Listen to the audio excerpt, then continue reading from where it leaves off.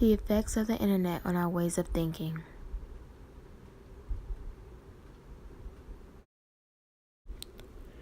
The internet has revolutionized the world in more ways than one. We constantly use search engines to research a topic or to answer a simple question. The internet is easily accessible, causing it to be the number one source of information.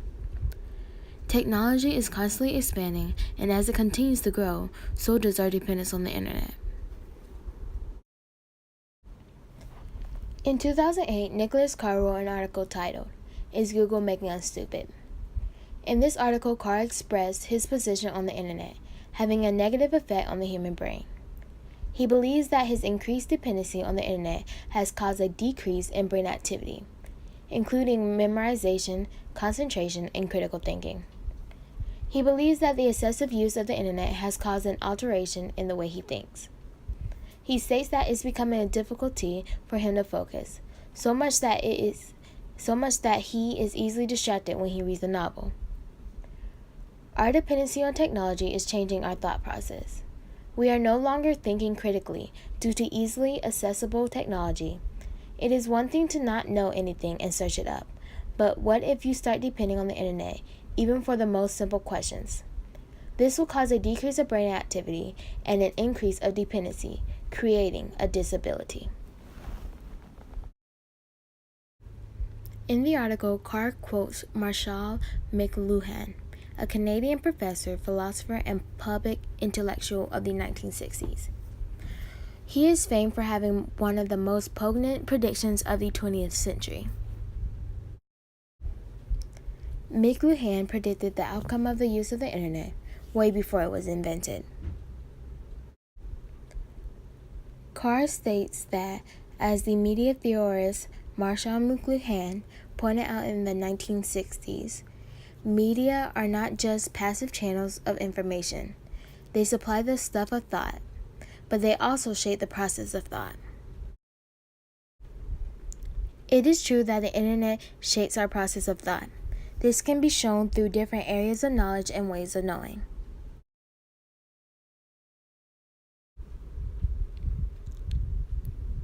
Human science.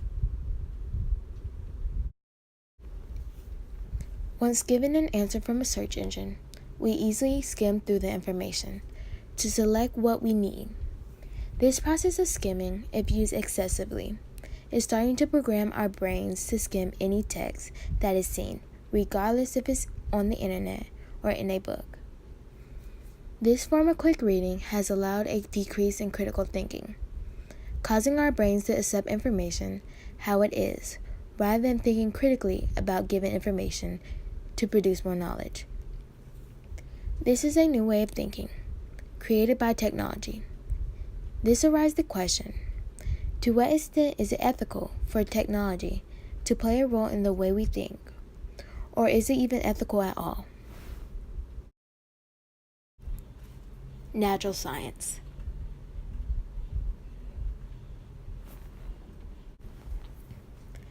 Should the way we think be solely dependent on how our brains work, or should the way we think evolve with the constant evolution of the world around us, like technology? If we do evolve in such a way or manner, does this benefit us or have a negative effect on the human race? Seeing as how the only way we're superior to any other species is by the way we think and our use of cognition, we are unable to afford to be dependent on an object that we ourselves created. If our brain activity decreases, could it be said that we're reversing evolution? As we get more dependent on an object we created ourselves, technology itself can't evolve, seeing as how we're its creators.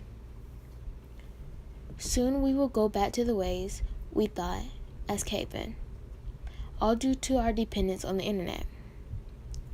Now, I'm not talking about us returning to ape-like form and speaking through sounds rather than words. I'm talking about psychologically.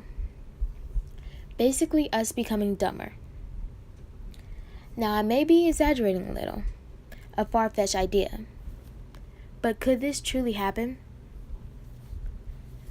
How I see it is that this could be highly possible. Studies have already shown that us using Google as an external memory source has a negative effect on cognition, as it became an easily accessible source of memory for us. This arises the question, to what extent has internet accessibility changed the role of memory in learning?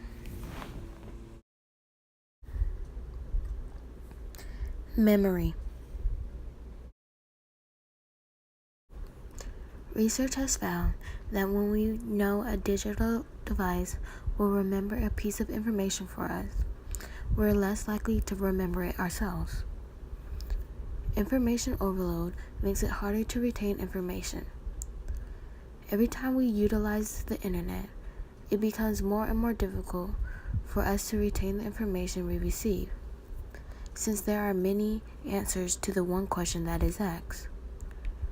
Schwartz explained in an interview with the Huffington Post in June of 2013, "It's like having water poured into a glass continuously, all day long. So whatever was there at the top has to spill out as the new water comes down. We're constantly losing the information that's just come in. We're constantly replacing it. And there's no place to hold what you've already gotten. It makes for a very superficial experience. You've only got whatever's in your mind at the moment. And it's hard for people to metabolize and make sense of the information because there's so much coming at them and they're so drawn to it. You end up feeling overwhelmed because what you have is an endless amount of facts without a way of connecting them into a meaningful story."